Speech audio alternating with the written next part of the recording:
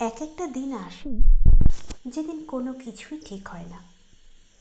পড়ার টেবিলে অঙ্ক ভুল হয়, জীবনের টেবিলে হিসেব, অফিসে খারাপ দিন, আবার বাড়িতেও টানাপোড়েন।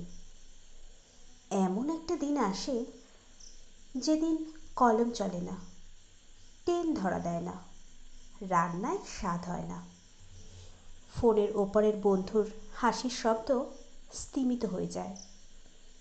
চ্যাম্পিয়নরা সেদিন ফেরেন, অনেক অনেক জ্যাম পাশ কাটিয়ে, অনেক না পারার বোঝা পাশে নামিয়ে, অনেক অনেক বিরক্ত মারিয়ে, অনেক অনেক কটু বাক্য শুনে তারা ফেরেন।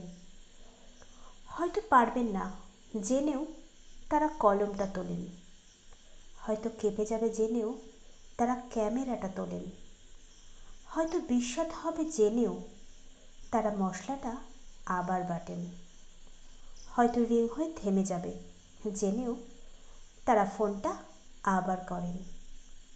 কারণ চ্যাম্পিয়নরা জানেন, যেদিন কোনো কিছুই ঠিক হয় না সেদিনও চেষ্টা করতে হয়, সেদিন আরও বেশি করে চেষ্টা করতে হয়। লেখা সংগৃহীত।